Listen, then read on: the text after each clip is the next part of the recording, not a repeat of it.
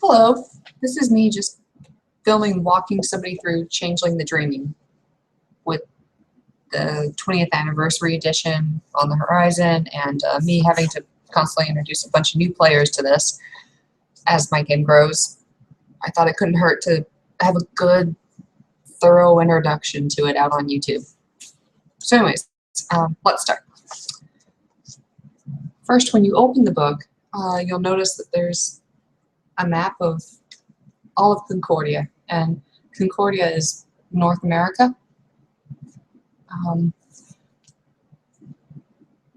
Our game is set actually right up here in all of New England. You can see that extends into Canada and goes a little bit further down. All of North America is divided into kingdoms. There's one high king, and there's individual rulers for all of them. So we'll deal more with the individual ruler and the individual court system for this kingdom, and refer to all the others just not as much. For everybody else, see, here is one kingdom right here. Then all the others will say things like Kingdom of Grass, or Kingdom of Willows is a big one that's got a source book for it that goes into who the individual rulers are. All right. So I'm going to go into what Changeling the Dreaming basically is. Have you ever heard of the term otherkin? No. Okay. Basically, it's the idea that this is you're another species that's born into a human body, and this is just taking it into a role-playing sort of game in World of Darkness. The lexicon is on page 8, and a lot of these terms you don't really need to delve too much into, but there are a few here that I wanted to go through with you. Okay. Arcadia. Players love to frickin' talk about this. Oh, we want to get to Arcadia, the mythical home of the Fae, yada yada yada. That's kind of the, as a storyteller, the last card you can play. So it's nice that they want to talk about it, but not something you want to bring up all the time, and it should be hard for them to investigate or get into, just because really that everything else seems like small fries after. Balefires, people find these on their individual freeholds, like their havens. Freehold is like a haven. The balefires is where they get their glamour and sometimes their dross from. One of my players tried to increase the size of their freehold, and I had a really long think about it, and I looked into a bunch of other stuff that hadn't been published by White Wolf and so forth like that, because there was a lot of material that was cut out of these books. But one of them proposed a balefire system. I think that was Chris Howard that wrote that, and he was talking about just the mechanics of it, and I came up with the idea of they would deposit a little bit of dross, or a little bit of just their own personal glamour over a series of several months, and they're effectively making like a giant dream bomb that might kill them. And I had them researched so they understood the risks, and they went ahead with it anyways. Luckily, it didn't kill them. They're able to, through the balefire, increase the size of their freehold. So balefire is the heart of the freehold. When a mage comes to destroy a freehold by draining it of all of its glamour, all of its power source, the very last thing that will happen is that the balefire will be extinguished, and that's really how you kill a freehold, is through that. What is the balefire? Balefire is a central sort of chimerical fire. Like a literal fire? Yeah. Yeah. It gets its power in the Kingdom of Apples. I think maybe all of Taranar. It gets power from this one big balefire that's in King David's throne room, actually, and there's a ceremony that happens once a year to reinvigorate that central balefire. Like, you know how mage could do a ceremony to reinvigorate a node. Unfortunately, in the books, balefire is not tied down that much. That's why I had to kind of go non-canon when I was researching it. See some of the stuff that Chris Howard had left out and so forth. But in some places, balefires sound a lot like places of power, but solely within the dreaming. So there's a big central one in the middle of the kingdom, and then each individual freehold has its own. Yeah, it's slightly powered off of that central one. Like a, like a network? Yeah, like a network. Let's see. Cantrips are spells that you cast in the game. Bunks are ways to reduce the difficulty. So a bunk is just usually the players sort of make it personal to themselves, but it has to relate to the art as well. There's a list of bunks that you can make, but the book actually encourages this. I encourage the players to make up their own. So it's like a fetish or a, what's the mage term? You thinking about a rope? No, objects. Foci. Foci, Yeah. Yeah, so, yeah, actually, on that same template. Childling, it's kid. If that comes up, there's no childlings in my game because Changeling is one giant rape allegory, and I don't want to get into that. Do you want to explain that just a little bit for people who are watching, rather than just like drop that one out in there? The giant rape allegory, okay. You know, for new players who might otherwise be kind of like, what the? Do I really want to play this game? Fair play. This is World of Darkness. It's Changeling has got art in it that you normally wouldn't see in World of Darkness before. It's got all kinds of happy little storybook things. At the same time that it's talking about how the gift that's specific to one kith can carry away its party participants to go and party with it and do things that they normally wouldn't do with the satyr. It's the satyr's gift that does that. There's ways to invade people's dreams. There's ways to rob them all hope and just violate them like that, and they're left with no memory. There's all kinds of little dancing around, as well as outright references to rape in this game. There is a merfolk art actually called Aphrodisia, which is very controversial in Changeling because it's colloquially known as the rape art. Once you get to the third dot in it, the first two dots are kind of like desire and so forth. The third one gets to obsession and so forth. And of course, you're creating a feeling in somebody that normally wouldn't be there. You can weaponize it. I mean, if you're holding like a can of Mountain Dew poison and you want the other person to like desperately drink it, you can do that with Aphrodisia, but most of the time it's for rape. It's a mermaid art. Do you want to explain how Living World of Darkness New York deals with such themes? Well, I was going to say my personal game doesn't allow that at all. In fact, I believe it's not allowed by the venue at all.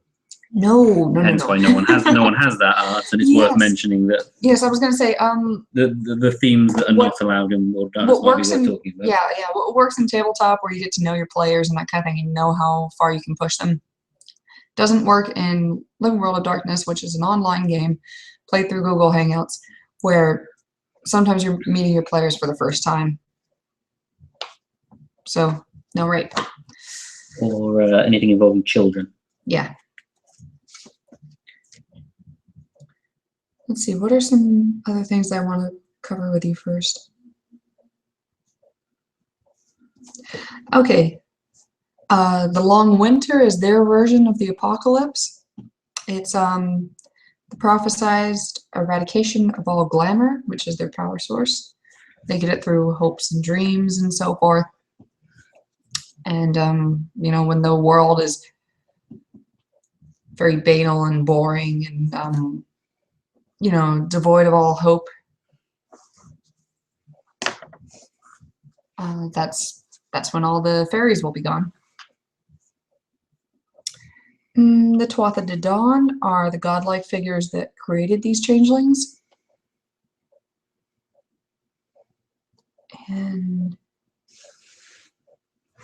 I think that's good for now. Do you want to touch on their creation mythology, since every World of Darkness setting has it? Yeah, okay. With Changeling, the creation mythology is muddled, and it took many source books for them to attempt to nail it down. Honestly, changelings, it doesn't matter as much to them most of the time. Okay, so they believe that they were created by the... Okay, they believe that the Tuatha De Danann are godlike figures that were born from human dreams or gave humans their dreams. It differs here and there. They are the children of the Tuatha De Danann, or the chosen of the Tuatha De Danann in a battle, depending on what book, again, you're following. Anyways, they serve these guys in a big battle, the War of Trees, against the Fomorians, who opposed the Tuatha De Danann. They liked nightmares instead of dreams. They didn't care too much for humans. Anyways, the Fomorians were pushed back. The War of Trees is actually not to be confused with an Irish Gaelic saga that was put down writing like the 1200s. Anyways, these Fomorians were pushed back and haven't been seen from ever since. Neither have the Tuatha De Danann. And that's pretty much all you need to know for creation mythology for right now.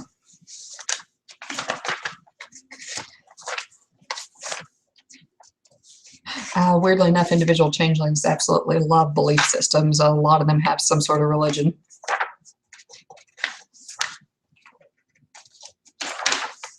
I'm just going through all the stories in the beginning.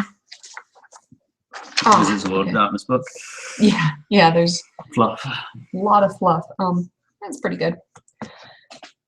All right, page 32 and 33. Again, you get the storybook art, but it's covering the world of darkness as you know it. It's really drab, horrible place. The police are corrupt. Violence and prostitution and drugs are abundant everywhere. You know, it's a really shitty place. Changelings, though, look at this world and they see the enchanted world on top of it. They see all the good things. They see the hope that's still there. Because really, if the world of darkness was misery all the freaking time, it would have just shut down earlier. They see all the good that could come from it.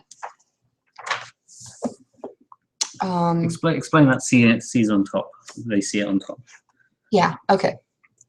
So say that they're looking at a small child.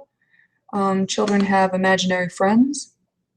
Well, in this, they might actually see this child's imaginary friend. It's something that was willed into existence by the child. The child really, really wanted a friend, and friend exists for all intents and purposes to this child. So it's there, and they can see it interact. It can interact with them and so forth because they are cut from the same cloth. They are things that were willed into existence.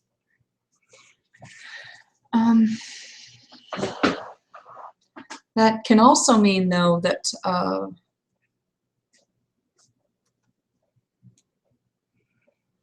was going to say that they can see bad things too. Because, like I was saying earlier, the Fomorians worked more through nightmares.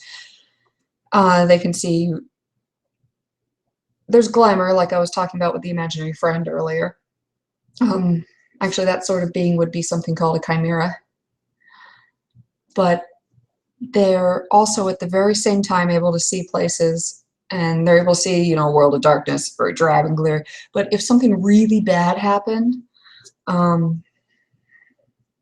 drug den, you know, or people might have died or something like that, places where intense psychological suffering happened, all of that, they can see the dark glamour. Dark glamour is glamour that's born from pain.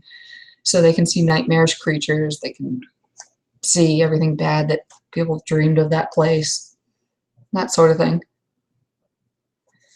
And they see that all the time. And if you're a changeling and you're new to this world, it can distract you. You can get carried away more with all the stuff you're seeing on top of the World of Darkness, this enchanted world that you're seeing. Making sense so far? Absolutely. Okay. So you've got the World of Darkness, you've got the enchanted world. The enchanted world is called Chimerical reality because everything changeling is called a chimera spirit. I guess if you were working through the werewolf triad, they'd be related to wild spirits. It's the closest I can think of it. Maybe a touch of the Weaver in there.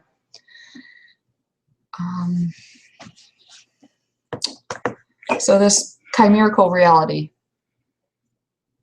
a changeling is a chimera spirit that's fused with a human. The imaginary friend that I was talking about earlier is a chimera.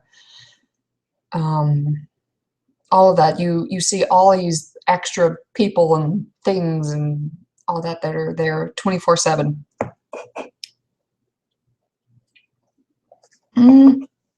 Page 34 and 35 have some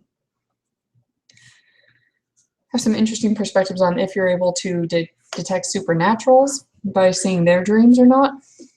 But for the purposes of most crossover games, that's ignored. That might be something that would be more suited to a tabletop. Okay, so if you're the advantage of being able to see all these chimera and so forth, all these dreams and hopes all the time, is that you can get a good vibe. You can get a better vibe on the situation. You can see if something is good or bad or just unusual. I mean, if you're missing the chimera that are normally there, then something has happened to affect the psyches of the humans around you. So explain what the chimera are in a little bit more detail. Okay, well, the chimera, most of them actually are not sentient. I was talking about changelings earlier, which are chimera spirits that are fused with humans. And I was talking about the imaginary friend, which would be a chimerical being that's not attached to any sort of physical form, but still exists for that child. But there's also chimerical trees. If people, like, you know, wish that they had a better garden and they're really, really passionate about gardening and so forth like that, they'll have a much better one. Would they be able to see it? No, the humans wouldn't be able to see it. But you as a changeling, as a fellow chimerical spirit, would be able to see this. So the garden might still look like crap, but the but in the dreaming it might look more impressive because of the wishes and wants of that person. Exactly.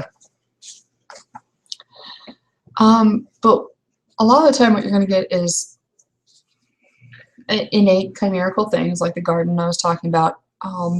For purposes of this game, chimerical weapons are a thing.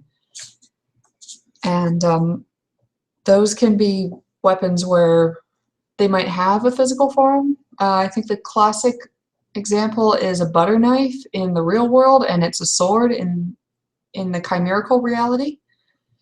And if you're a changeling that can see all of these hopes and dreams around you, then that sword is real to you and can actually hurt you. If you were a human that didn't see all the stuff that was going around and weren't plugged into it at all, then it's just a butter knife. You have to do a lot of work to actually cause damage. So what happens when somebody puts that butter knife into a drawer that can hold the sword that it pierces in the dreaming? That's really weird, actually, because it gains banality.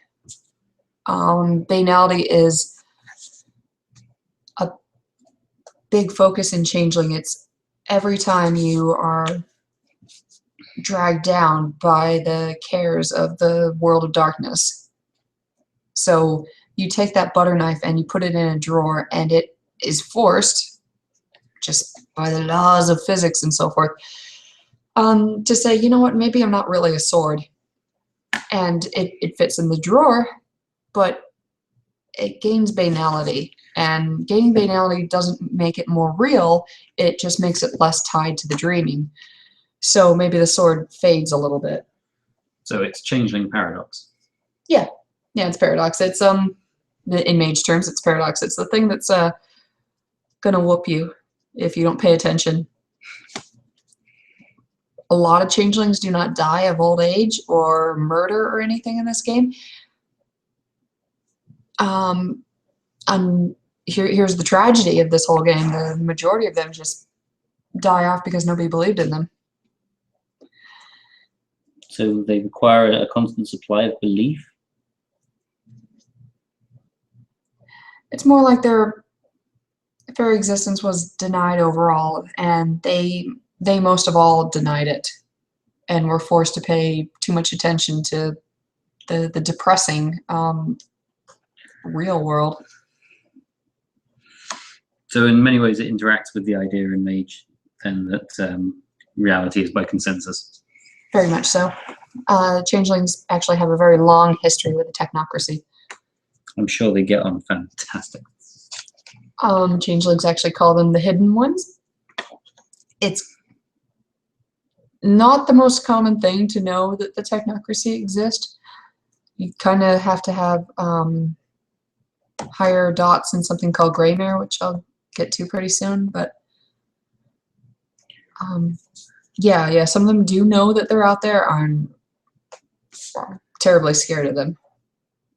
Because yes, the technocracy are very banal. You know, let's go back into the Changeling backstory a little bit since we are talking about the technocracy. Okay, so back in the time of the True Fae, Living World of Darkness, Dark Ages, that kind of thing, there was, you know, there was the True Fae, but the world was also very different. They knew to be afraid of fairies. You know, because they weren't changelings back then, they were just literally this chimerical reality that was there in your face, pagan as hell, out to get you. So people, you know, acknowledged their existence and put the horseshoes out, put the milk or cream out, that kind of thing. That was a much easier time for them. You as a changeling now are the holdovers of how that existence used to go. Because the technocracy, of course, rewrote all the rules. So humans don't believe in you anymore.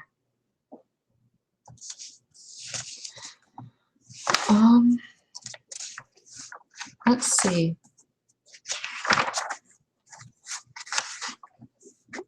Let's talk about, first off, okay, so one last thing about the Chimera.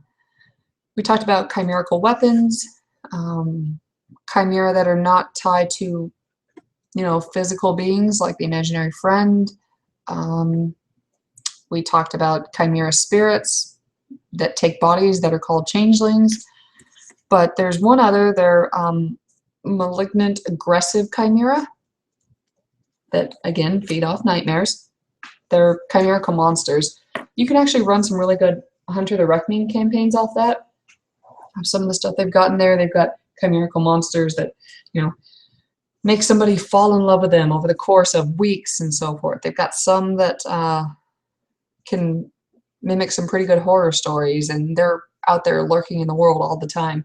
And they usually have to disguise themselves as something else because humans aren't going to believe that's, you know, really a dragon that's coming for them.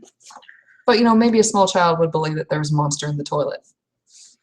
So the small child goes running to the parents saying, you know, there's a monster on the way there. Mm.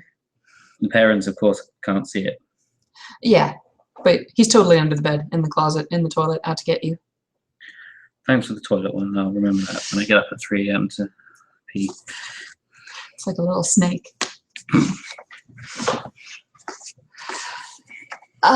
Places of power. So this is just like a dragon's nest, trod, a node. We have glens and that produce glamour and dross and so forth, and we have freeholds, which are like havens.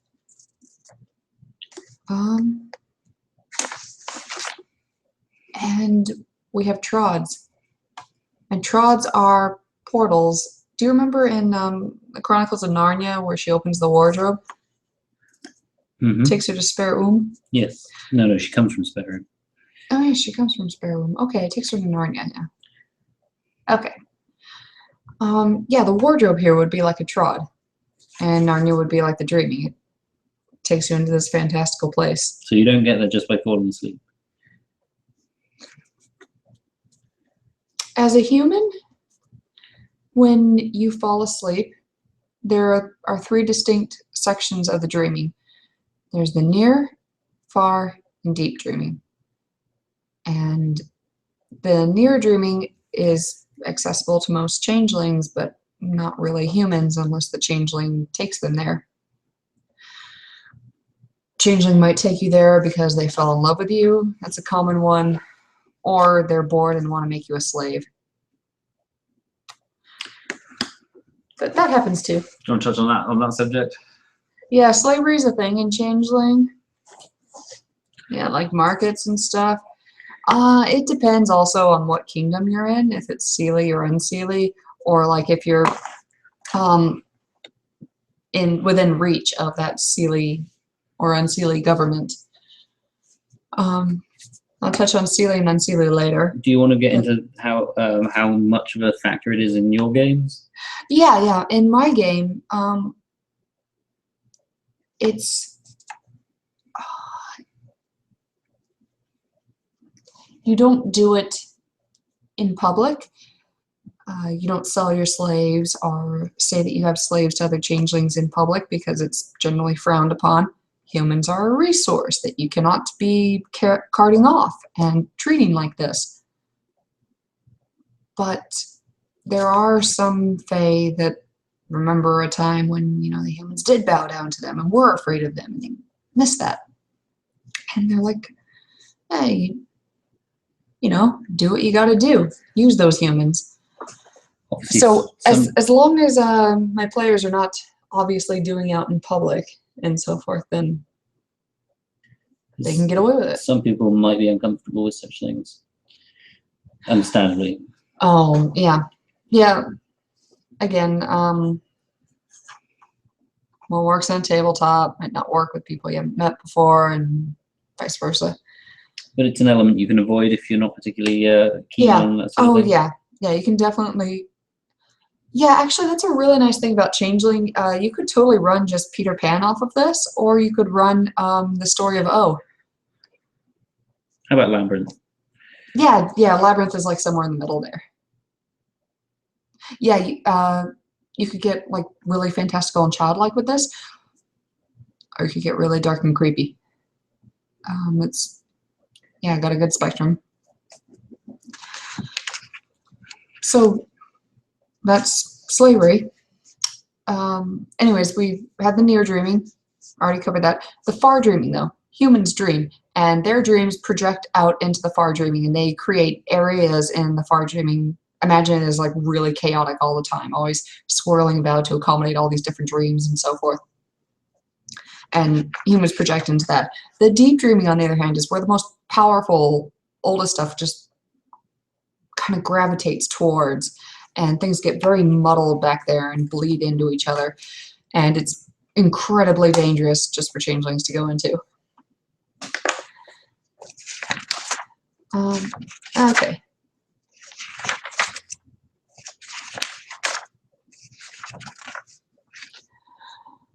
All right, so I mentioned before that changelings are chimera spirits that have fused with humans. How this came about is a long time ago, the true Fae were out being badass true Fae in Lone World of Darkness Dark Ages when the Shattering came, and it's very muddled about how that came about, You read into the technocracy and you'll find out that they had a lot to do with that, changing the consensual reality. The rise of science and reason. Yeah. And Like, actually, did you know King Arthur was probably a technocrat? I did not. Yeah, him and some of his buddies were all like very order of reason. Anyways, they go in there, they blast away the reality as you know it. So you're fading away. You're becoming banal. You're succumbing to banality that we talked about earlier. And what you do is you create the Changeling Way ritual. Basically, what that is you fuse into a human, and the mechanics are not given. Just a little blurb on page 57 about the thematics of it. But basically, when a human is born, they are harboring a little bit of the Fey soul in them that's connected to the deep dreaming. And this human is harboring it the whole time. They can go their entire life without this Fey soul manifesting. That is implied that it happens fairly frequently. But if it is going to happen, it's going to happen when they're 16 to 40, but most of the time it's going to happen on the younger side rather than the later. It's actually kind of traumatic if it happens earlier or later than that. And it's a big explosion when it happens because your mind is just open to the dreaming and you see all this crap, and then you see, actually, because you have access as a changeling to how you've done this before, all your past lives as a fae and stuff come rushing at you. It's a lot of information, but you manifest as this chimerical spirit that's now using this human. Spoiler alert, skip ahead if you don't want to hear this, but actually what you've done is you are even worse than the demons, because you didn't take a dead soul or anything. You actually booted the human soul out, and you're using this human as a shell now. That human soul might be somewhere in the deep dreaming. And oh, they're never going to be released either. Now, are changelings aware that they're doing this? No, they're not. They have no idea. They actually believe the crap they're selling. But yeah, they're actually worse than demons in that respect. What happens if that human soul comes back sometime? Okay, that can happen because when you boot the human soul into the deep dreaming using that tether, if you actually just by letting the world drag you down enough, you can turn. Sorry, go. By becoming banal, and cover banality a little bit more later. Yeah, you can turn back into a human, and that human soul is going to come back into there, and your Fey self is going to be extinguished, and you're going to forget all this awesome stuff that you were, are, and saw. And is that a permanent condition? It can be permanent. You get banality points. Actually, let's dive into banality. Okay, so you've got a banality score from 0 to 10. Allegedly, there's some 11s running out there, but 0 is you're cuckoo and you live only in the dreaming. You don't actually have a physical body, because that's the last thing you get rid of when you're 0 banality. You don't have a body. You're just floating around the dreaming. You're absolutely mad as a hatter. 1, 2, that kind of thing. Those are little kids usually. Cult of Ecstasy, actually, mages. 3 is where you start to become a playable character in Changeling, which means that you've got 3 points of banality. The average human is 7, so you're still less than half of that. You're still pretty crazy to them. And you're crazy just because you are not, partly because you're perceiving things differently, or is it because your way of thinking is skewed from a normal human standpoint? I'd say both. It can drive people mad having to manage a chimerical reality at the same time as navigating the world of darkness reality. And I presume things like medication and therapy would to fix these issues would just increase the banality. Yes, yes, because those are real world, living world of darkness, or world of darkness solutions to it. So banality is in many respects the changeling version of vampires' humanity skill. Yes. Because they do like borrowing their systems. Well, actually, the mechanics for that are a little bit different. There's no hierarchy of sins, but there are points. To accumulate banality, what you can do is you can be in contact with another person that's considered very banal, so that would be their personal score would have to be more than 7. Off the top of my head, the only things I can think of that are that banal are members of the technocracy, Iteration X, that kind of thing. What about Weaver spirits? Um, Or would that be on a case by case? You know, I'm trying to think. I don't think the Glasswalkers actually. They're banal like a human, but I don't think they're exceptionally banal. Because they're very Weaverish. I mean, actual spirits of the Weaver, you know. Yeah, they're still spirits. You're still interacting with the Umbra. You're still acknowledging it. Hmm. So yeah, I'd be a little tougher on that, but let me think. Yeah, so what would be more banal than a human? It would be the technocracy, and it would be vampires. Vampires are the big one. Yes, of course. Any vampire that's more than 100 years old is going to be higher banality, 8, 9. God, it could be 10. And why is that? It's because one of the definitions of banality, there are 3. One is things that force you to have that force you to forget about the dreaming and find a solution to a problem using something that a human would have to do, like you were mentioning therapy and medication and so forth. That's one way. Another way is physical manifestations, which I'll cover after this, and then the third one is repetition, and repetition is the biggest one that can get you banality. And a vampire is all about repetition because honestly, they're dead. They don't even realize how caught in their own patterns they are. They're so big on their, oh, I've got all these influences and stuff. Oh, I roll this and that kind of thing. And true, but you are trapped. And if you try and break out of you being trapped, then you fall to the beast. You might get Galconda, but you know, that's probably not worth getting into in this video. Probably not. So anyways, yeah, most of the time you spend, as a vampire, you spend your time trapped in this little bubble of repetition.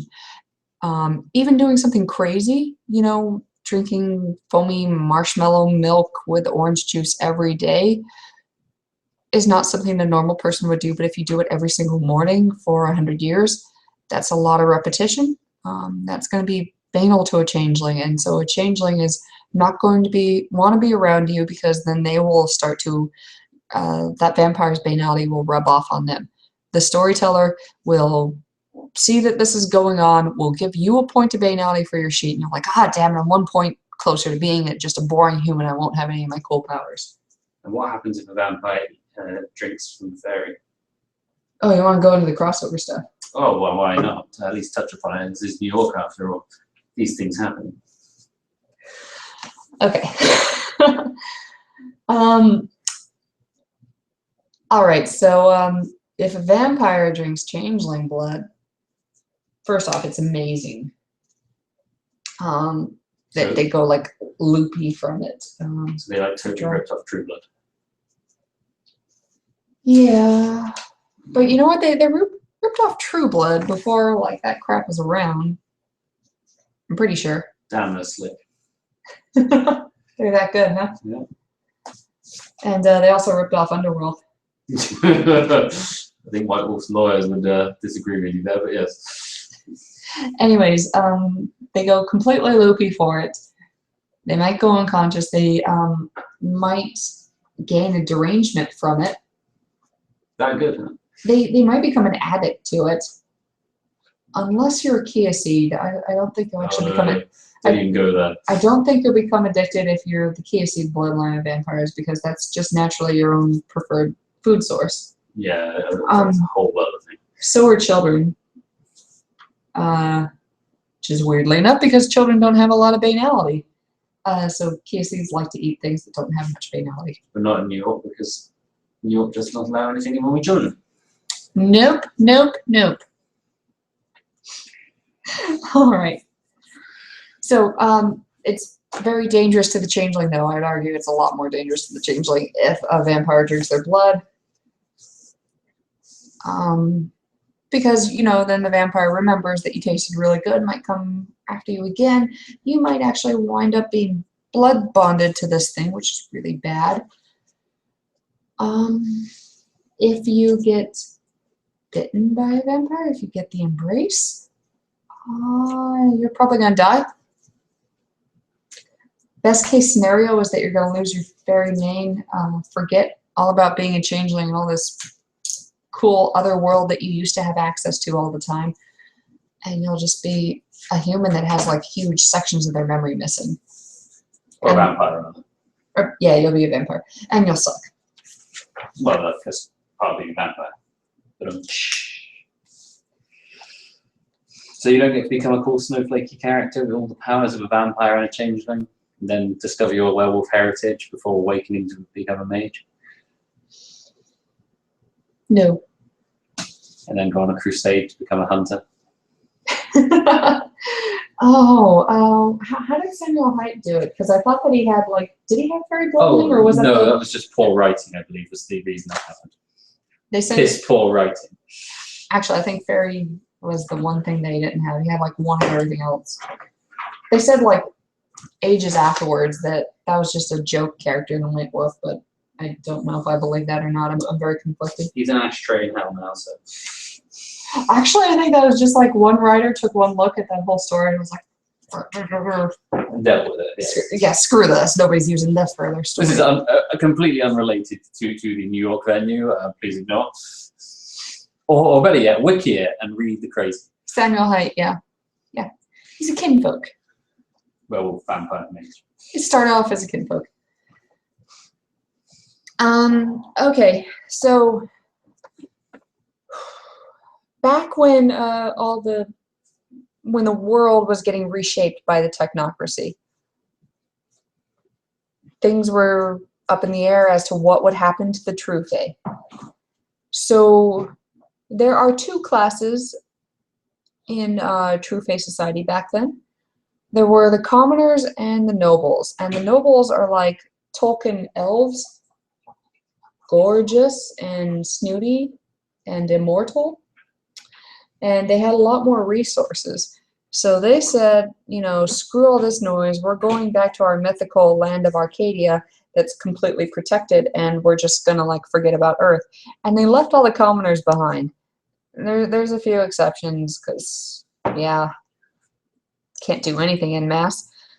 But they pretty much left all the commoners to deal with this. And the commoners dealt with it the best they could. They did the Changeling Way ritual. They bonded with humans. They were no longer true Fae, but at least they held on to some of their chimera spiritness.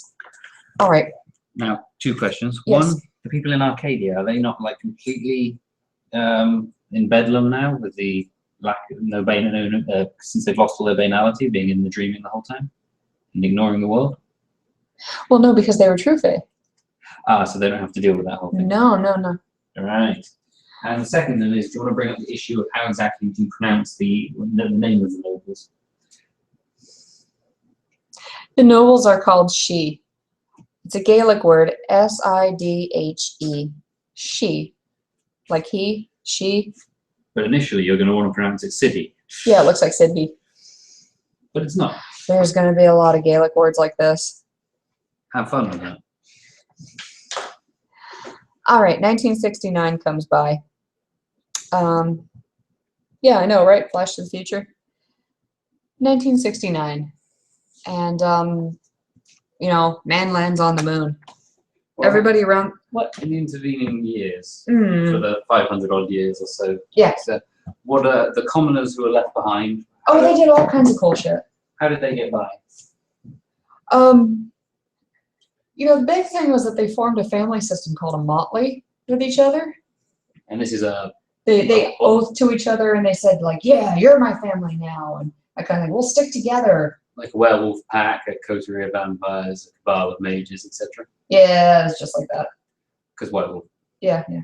Okay. But whatever, natural player groups and stuff, yeah. Well, of course. Motleys. I mean, yeah, the game system does have to like provide a reason to hang out. Yeah, and actually, I think it's a pretty cool reason. I found actually that players like playing commoners a lot more because their gifts are cooler. But yeah, let's 1960, Sarah. yeah, let's go back to 1969. Okay, so man lands on the moon. Everybody in the world looks at their TV set and goes, "Oh, cool! There's a man on the moon. We can do anything." There was that kind of atmosphere all around the world for like at least a couple minutes. And it was so big that that actually temporarily overrode the consensual reality set forth by the technocracy, which opened a portal to Arcadia. The belief was that strong. Yeah, that completely strong. So anyways, Arcadia, this, you know, homeland deal of the True Fae is opened up, and out from it come she, the nobles. They are True Fae, but because the consensual reality is really quick to get back to where it normally is, it goes, no, you are like Banality 0, you cannot be here, start to go away. And they're like, no, we want to be here. And reality, really why they were like, no, we don't want to go back to Arcadia, is because these she are actually getting kicked out by the other she that were there. So the nobles have been fighting this entire time. So what they did was they just grabbed bodies as quick as they could. Like anybody around. I think they preferred people that naturally had a little bit of fairy blood in them, because something you're going to learn with this game is that changelings cannot keep it in their pants. But really, whatever host was around. They grabbed them, so they did not actually undergo the changeling ritual. They just flat out stole the shell and like tried to suppress the human soul that was in there the best they could. So they know that they're doing it. Oh, they know, but they were desperate. Do they were afraid that they. Do they know that the commoners do it as well? The ones who They didn't know initially, but within the game setting, they know by now. So does everybody know, or is this some kind of like big secret? No, it's not a big secret. Everybody knows that she are horrible, and she will do all kinds of things to stay around. But really, the she would have died, I think, because the portal to Arcadia was closing. They were being kicked out. Yeah, reality would have gone, you know what, the moon thing is over. People are getting used to the idea that it can happen. They're probably already thinking about Mars. You know, screw it. Everything seems possible. It's normalized now. It's all stable. So you and your weird bedlamness, get out of here. So that's why they did it. They came back all around the world. These she came back, and they took one look at the commoners and their dreaming and freeholds that used to belong to them 500 years ago, and said, filthy commoners, get off of our freeholds. We want them back. And for the most part, the freeholds actually said, yeah, she, come on back. We miss you, because the land in the dreaming is semi-alive. The dreaming itself is quite alive. It's like a parental force for these changelings looking out for them. And said, yeah, come back. And the commoners were like, no, it's ridiculously hard to get freeholds. So there was a whole war. There was a war that happened in Europe, and there was a war that happened in America. And for the purposes of my chronicle, we're concentrating on the Accordance War that happened in America.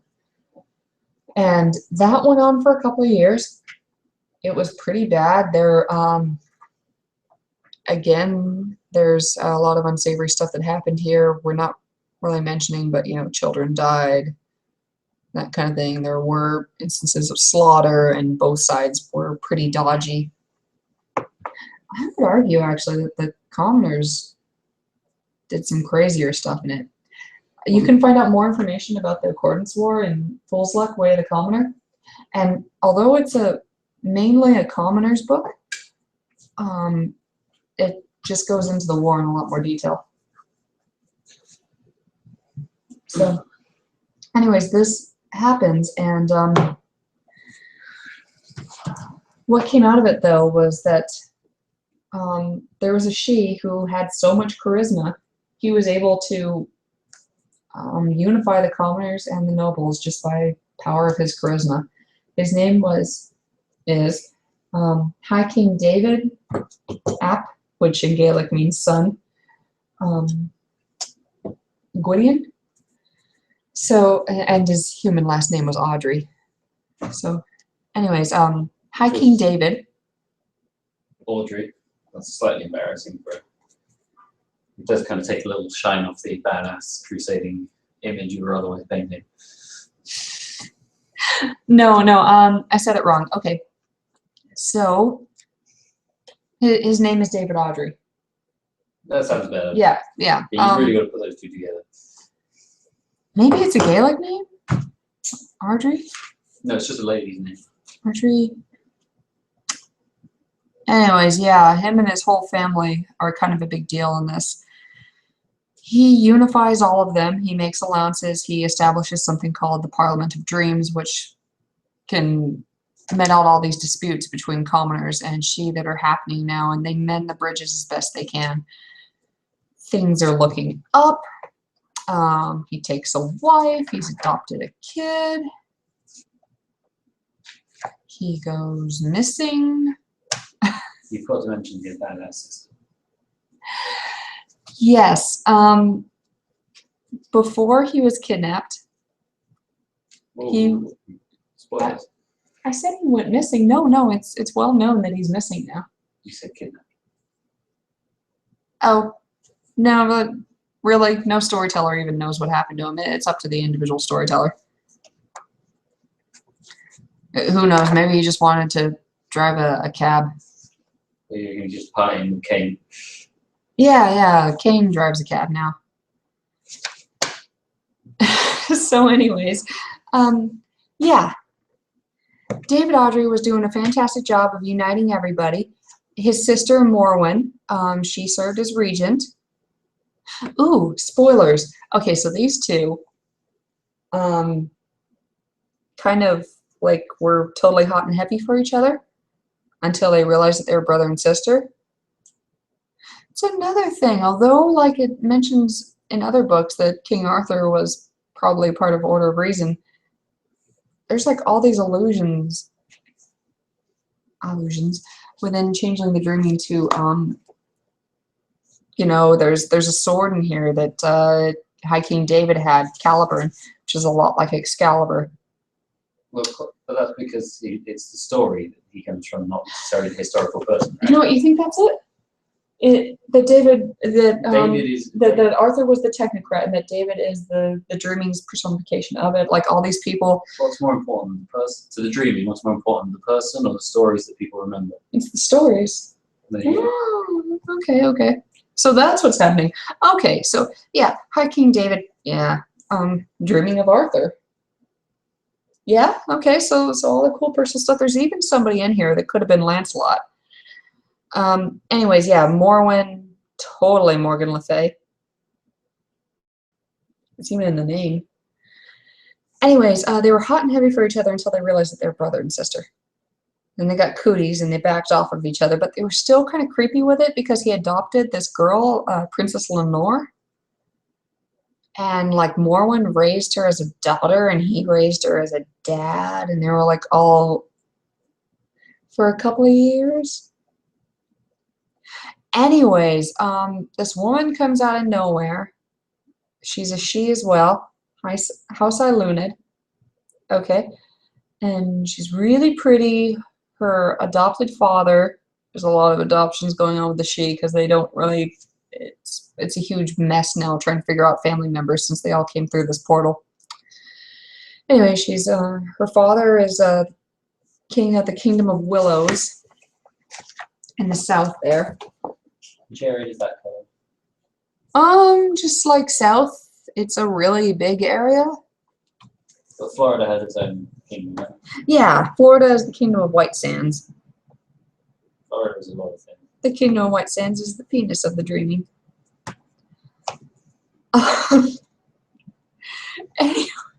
Anyways, where was I? Okay, so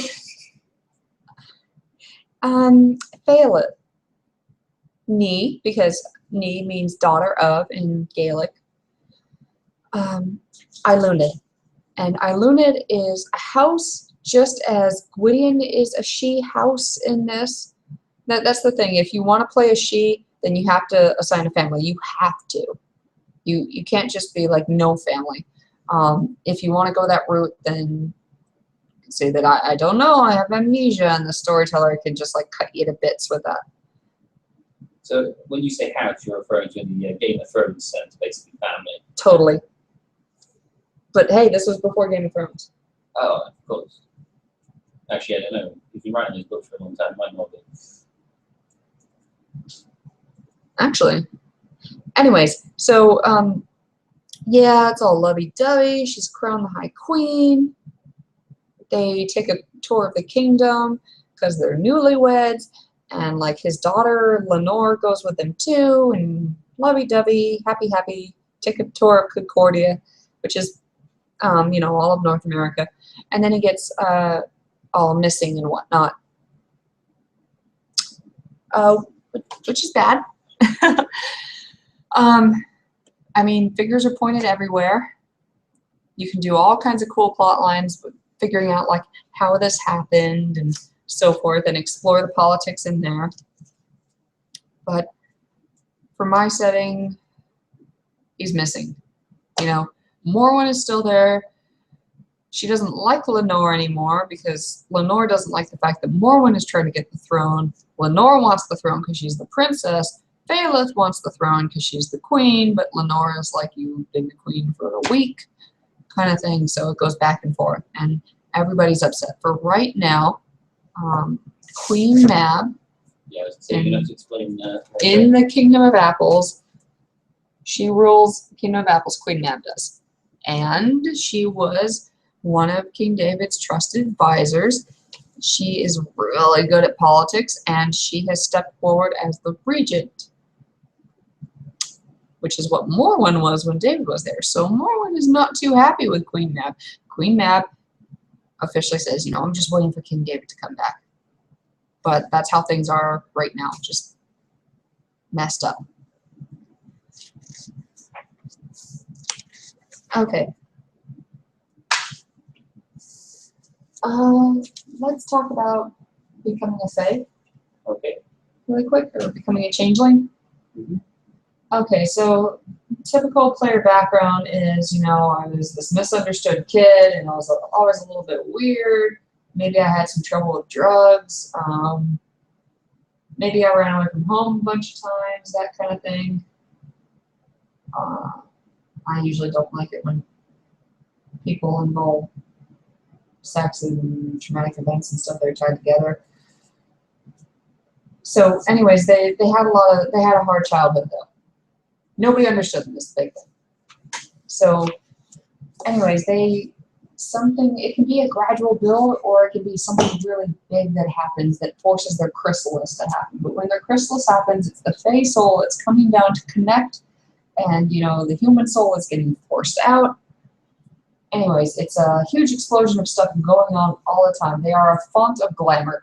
All changelings in the area are attracted to them. That's like a storyteller hook, so you can get your players to go and meet the newbie when they come in.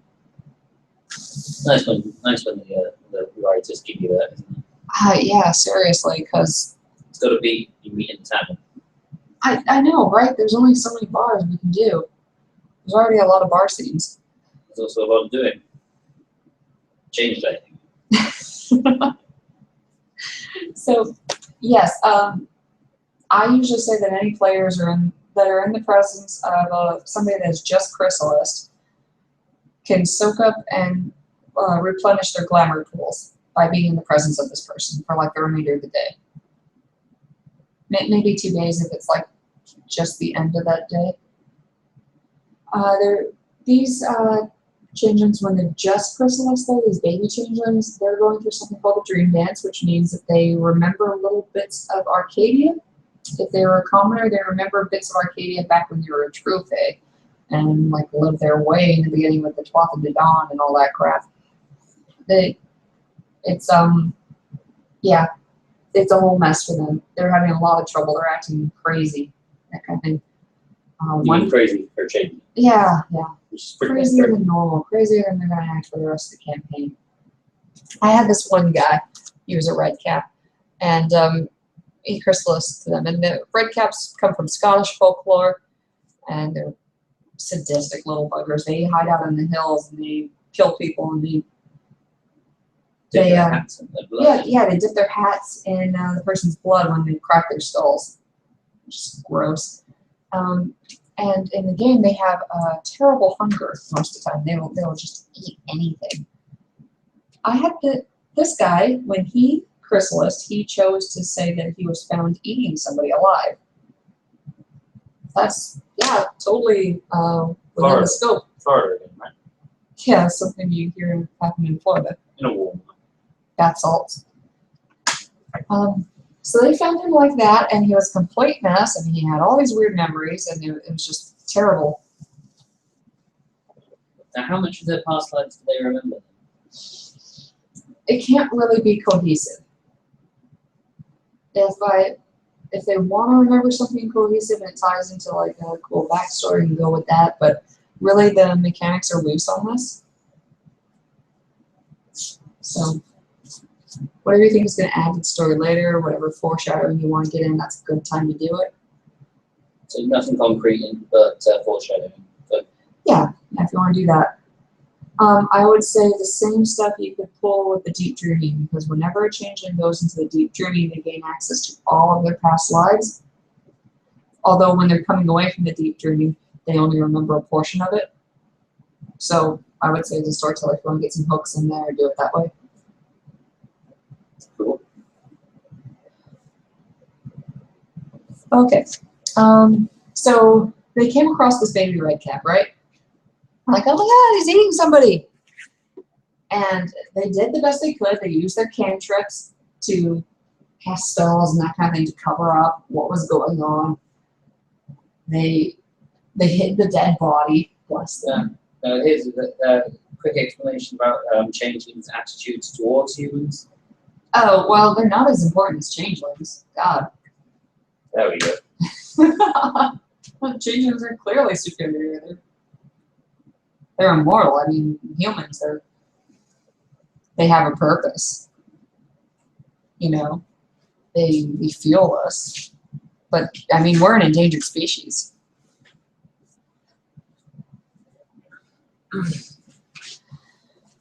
Yeah, gotta look out for us. So it's a major, major, major deal if you kill a changeling.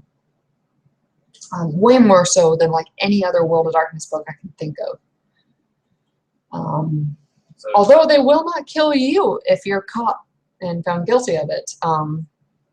There's got to be like some really good exceptions for a changeling court to actually kill somebody that's guilty of killing another changeling. For the same reason, they don't want to extinguish you out. There's not that many of you.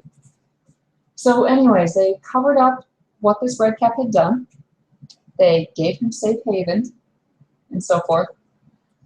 And they actually, when some mages from the other player group came looking for him and what he'd done and that kind of thing, the changeling stood up for the red cap. Even though, you know, he fucked up. They still looked out for him, and that's a really good changeling attitude. That's really traditional changeling attitude to have. You look out for your own, and then you punish them, you know, behind closed doors. So anyways, what they did next was set up this red cap to be sane. The saning process takes a year. You learn all about changeling society, and then after that, you go to the saning ceremony where you actually get your true name. There's an art that a seer, you know, an NPC, will use to give you your true name. I suppose you could have like a player character have the art that would figure out the true name, but that's a dangerous power because true names are a big deal on mage and demon, and you can screw over a lot of people with that. Meaning the STs are not going to let you have it. Yeah, probably not.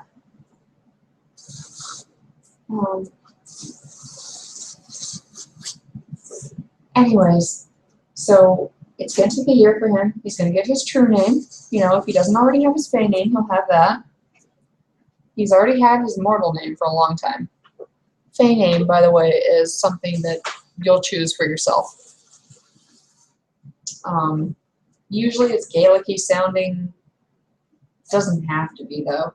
Preferably it's something with some meaning to it that describes you, because you know your mortal name. You know, nobody got you with your mortal name. Your fey name should have some meaning. Okay. It's going to be something cool, right? Yeah, badass. All right. Let's talk about fey names. All right, so now that you just Chrysalis, all right, cool, you're a changeling. When this little red cap, okay, so 2 minutes before this red cap Chrysalis, he looked just like a normal human. 2 minutes after he Chrysalis, he looked just like a normal human, but he had like a red cap persona sitting right on top of him. When a change, That sounds unpleasant. but they're both him. When changelings look, okay, when a human looks at him, they're only going to see the human bit, because they're not privy to this whole crazy world unless a changeling forces glamour onto them. Funsies? Sometimes. Slavery, funsies, to try and make a point. As I said, There's a couple of reasons. I'm aware of your players. We're funsies. Yeah, funsies. Or funsies is the big one.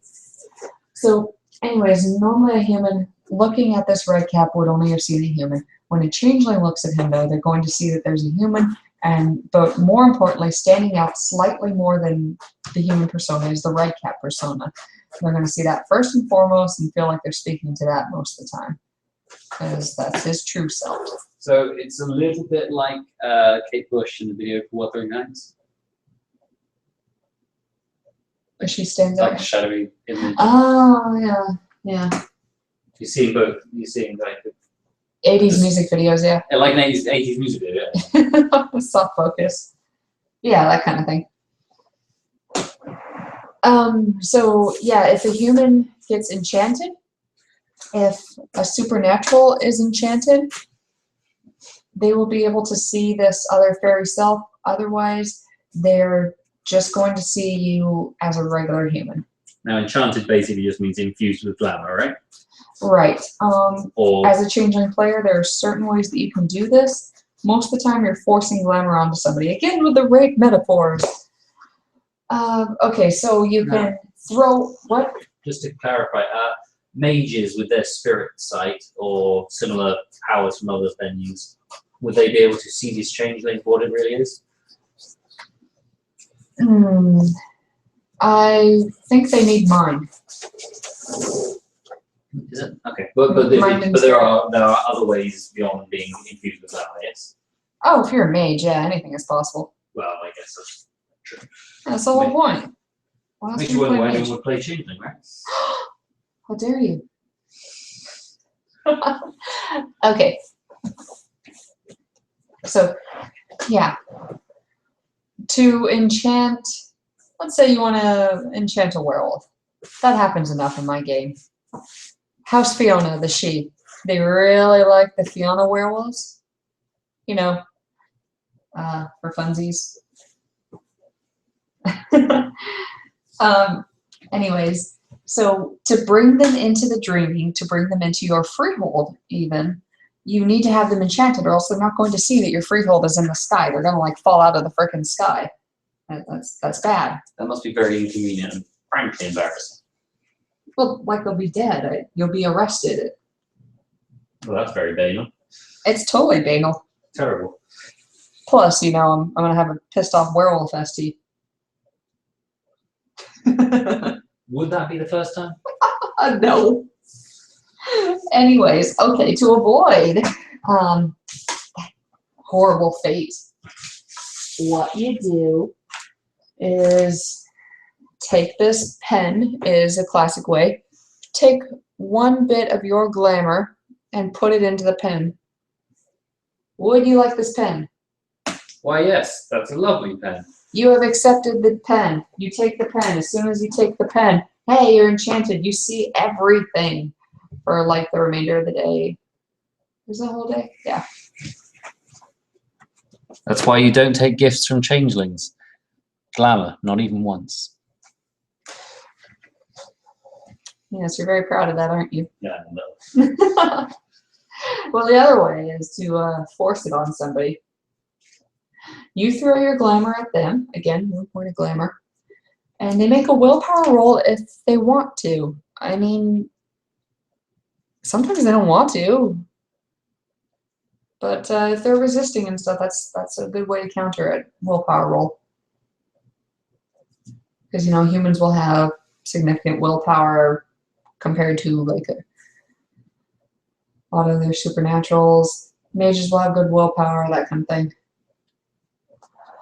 And you don't want mages in the dreaming.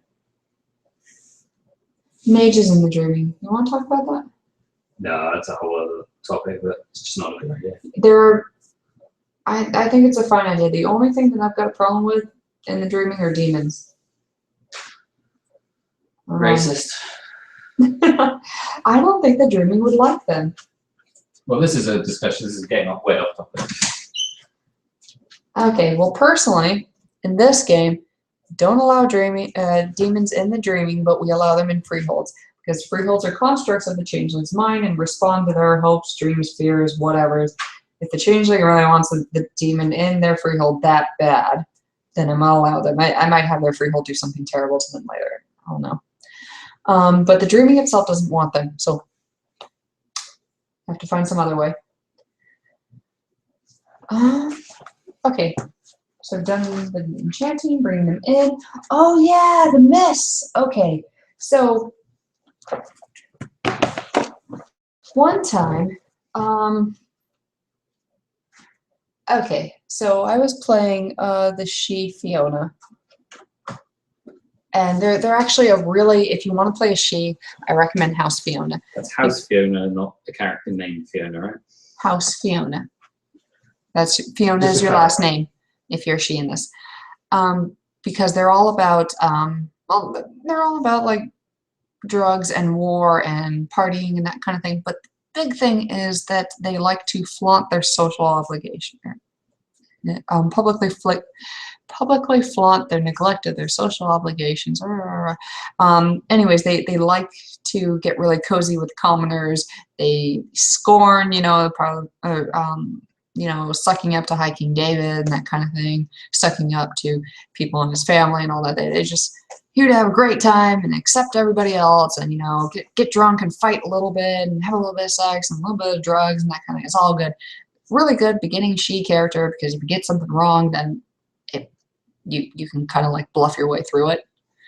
So I was playing a House Fiona, and me and my party had just defeated this Earthbound, a demon baddie. I was really happy about it, and the only person around to take home to my freehold and have sex with was Glasswalker werewolf. So anyways, took him home, and you know, whatever, we both said, hey, fade to black, whatever. But when my character decided that he was terrible and god awful in bed, and oh my god, she just wanted to like pretend this wasn't happening, she threw him out of her freehold, and the mists came and erased his memory. Well, they muddled up his memory actually, because the mists are based on your character's banality rating, and luckily Changeling has assigned every splat you can think of. For the most part, I don't think hunters have one, but they can be based off humans, and so can demons. They've assigned just about everybody a banality rating. So you can look at something called a mist chart, which is like on page 68. I don't know, where is that? Anyways, the myths are mentioned on page 67, but a little bit further back are the myth charts. Yeah, at the back of the book where they're talking mechanics. And they'll talk about like, you just came out of the dreaming, how much do you remember? And it's based off your banality rating. So if you have a low banality rating, you remember quite a lot. If you have a high banality rating, meaning that you're closer to being a full-on human, technocracy vampire, you remember a lot less. This was a glass walker, you know, they're all into technology, they're banal for werewolves, so he didn't remember that much. Now, I think it's only fair that you mention the name of this werewolf. Should any prospective players meet him in game, then you know they'll know that he's bad in bed. His name is Glasspaw, and it's known all around the sept. It's known, the kinfolk were laughing at him. It's known outside of the werewolf venue that he's bad in bed. So you know. Yeah. Hey, Alejandro. Hey, Alejandro. Keeping the dream alive. And one day he will kill you. Yeah, one day he'll probably kill my character. But hey, it's fun. Okay. So, you've got Seelie and you've got Unseelie. And the core book that's mentioned on page 68 and 69. These are your two schools of thought on being a changeling. Separate from nobles and commoners. You can be either if you're a noble or a commoner. Might need to explain what those are. So anyways, well, no, I already explained what nobles and commoners were. No, Yeah, okay. So Seelie are not necessarily good. Unseelie are not necessarily bad. This is my own personal soapbox here. The Seelie code goes as follows: death before dishonor, love conquers all, beauty is life, and never forget a debt. Now, looking at it, taking away what I just said, it means that these guys are bound to tradition. They are all about a greater good, a cause, that kind of thing, thinking about their community first. Let's look at, and keep in mind, you can be good or evil and be Seelie. Let's look at the Unseelie code. Change is good. Glamour is free. Honor is a lie. Passion before duty. All right, looking at these guys are more receptive to this new world order instead of tradition, and they're more selfish. You can make an argument that Unseelie are more likely to be commoners because they had to survive for all those years in a world created by the technocracy to hurt them, without the she who abandoned them.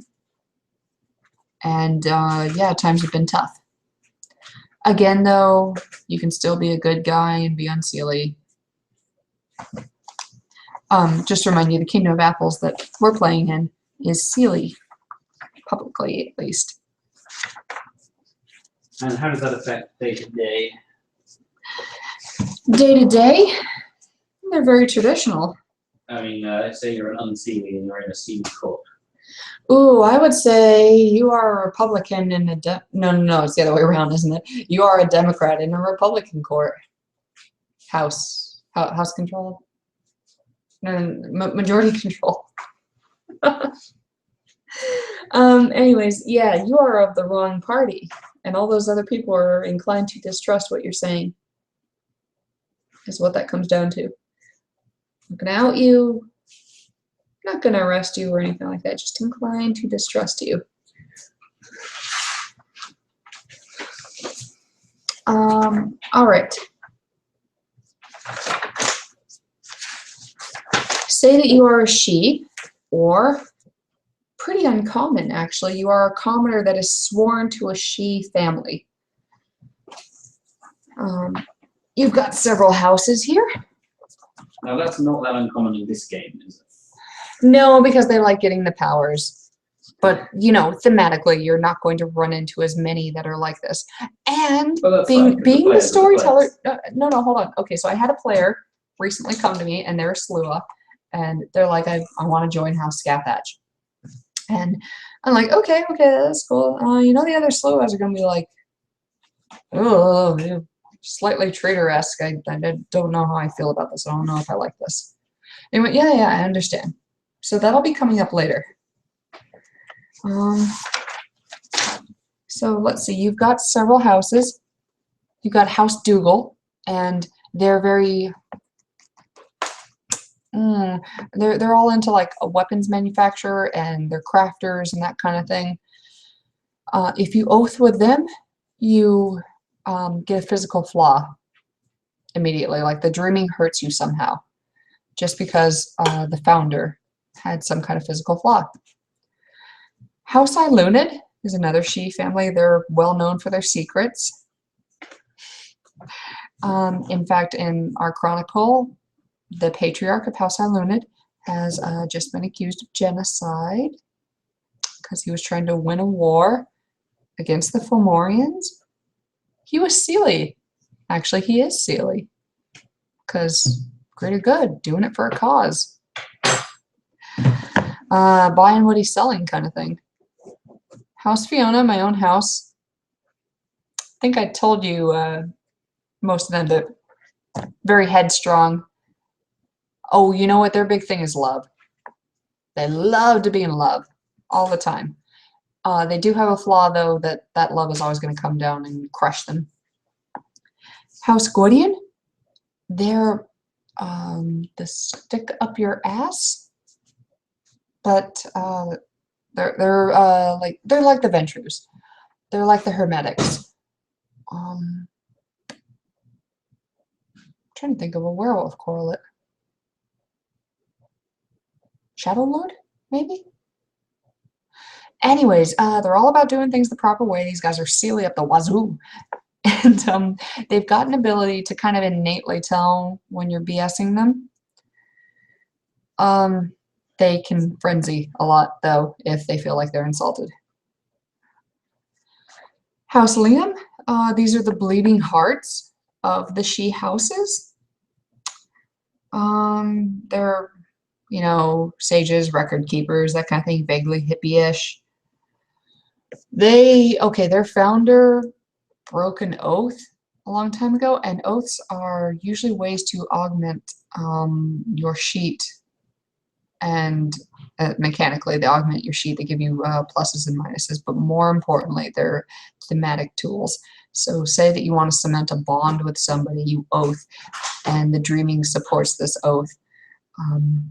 You're in love with somebody, you're in true love, and you will never leave them, and you oath to this, and the dreaming is like, yay, and on your sheet you get your bonuses and so forth. Should you ever break this, though, the dreaming kind of like doesn't like you as much anymore.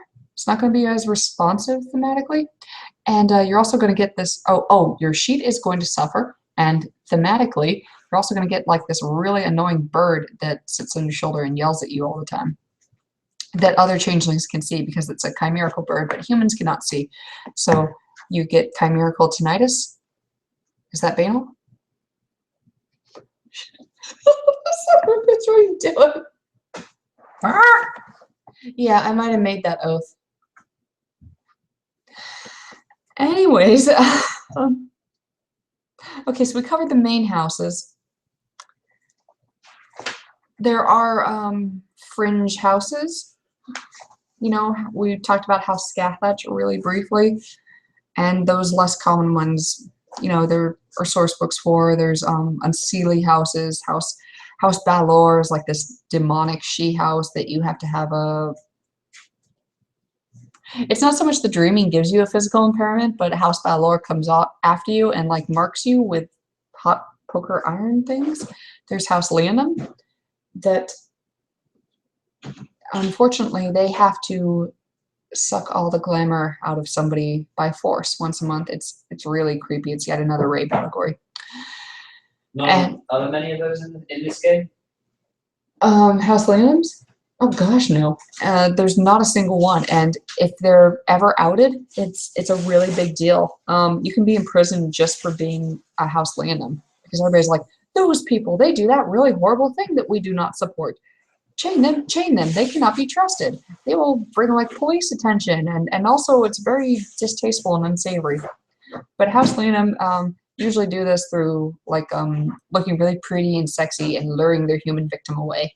like a Vila, if you're familiar with your mythology, like a siren, a Vila, that kind of thing.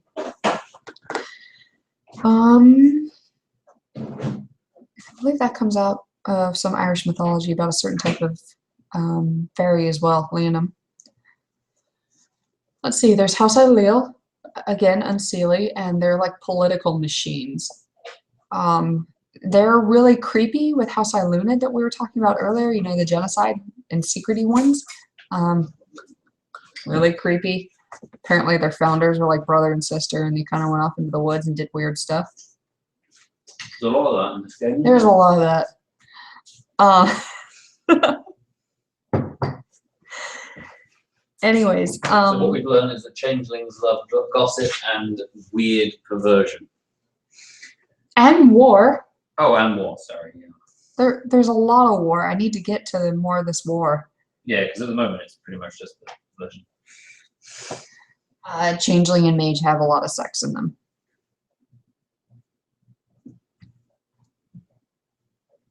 In my game, if you're playing in my game, do not describe what you are doing to the other person. We've got imaginations. It's easier to laugh about it afterwards if you don't. If you're not awkward. It's being filmed. This is not HBO, right? Yeah, yeah. It's not actually True Blood. Anyways. Okay. Let's see, what else is good to go through here?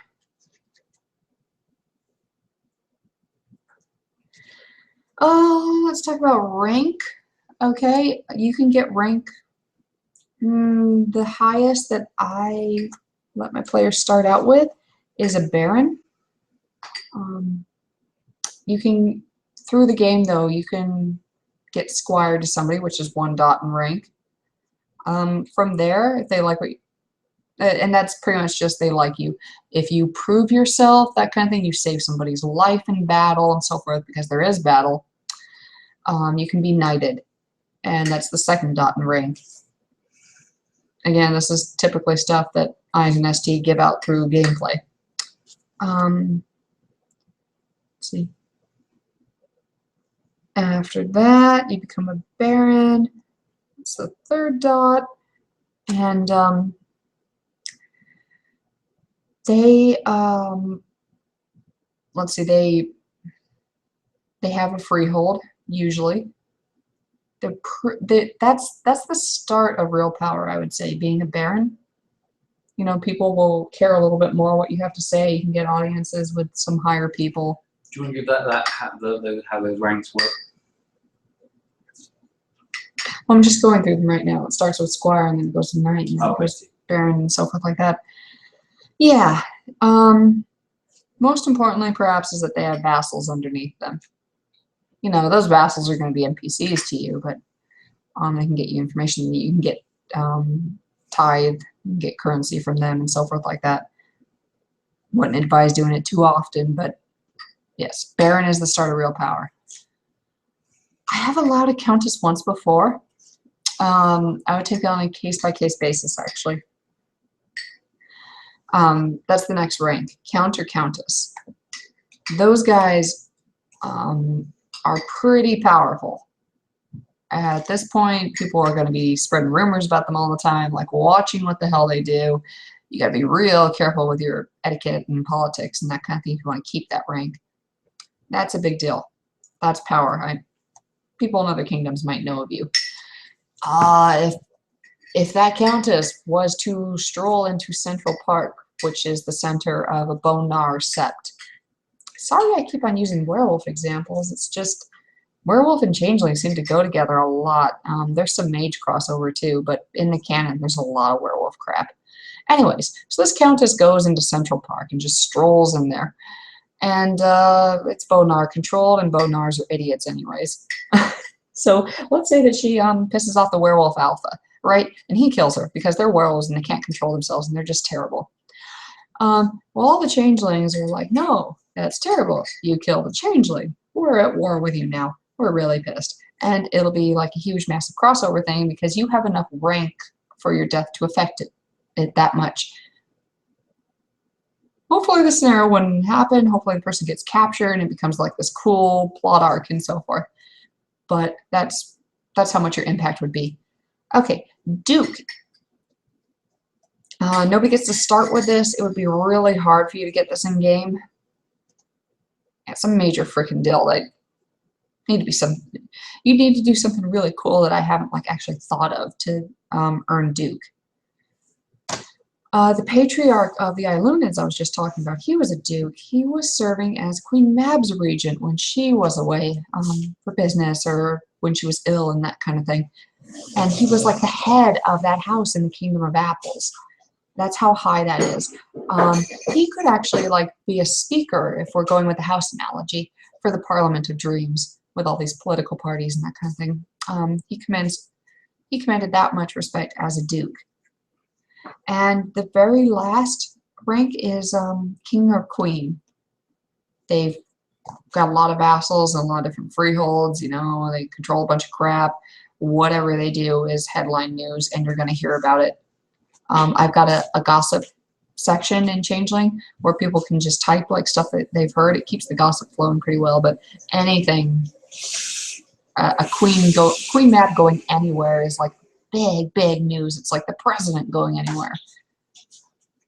All right, so let's say that you're a baron and you've got a freehold and you've got these vassals. You can add some of them as retainers. We do not.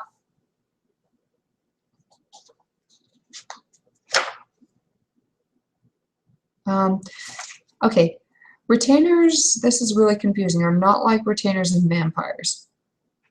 Retainers and vampires are called retinue. Kill me now. But it is what it is. So retainers, you've got heralds, people that are your messengers. You've got seers, people that can see into the future. Super freaking handy. So these guys are like your entourage, right? Entourage, yes. Chancellors, they serve as your right-hand man, you know, your vice president. Bards, they're going to talk about all the cool shit that you did and maybe get like your prestige up and your name known. Jesters, fuck those guys. No, they really just entertain people for you, and that can be a good thing too. It can cause distractions as well. I've seen that done. Let's see. They're also really good for getting your own banality down if you have them. Troubadours, musicians, you're just supposed to have them. They're really good if you're trying to woo somebody. People like musicians. Scribes are going to write down your stuff, your tale, and they're also going to keep records of anything. Stewards, they organize your resources. Reeves are important because they say that you are a she-lord that is controlling a bunch of commoners. You were just at war with them like a couple decades ago in the 70s. They probably still hate you. You have a Reeve whose only position is to make sure that the two of you get along. Then you've got Thanes, and that's just what it was in medieval times. These are warriors that serve underneath you. My game, you know Baron Valerius? Mm-hmm. Yeah, I've got a write-up actually of how many he has of each of these. He's used the seer before.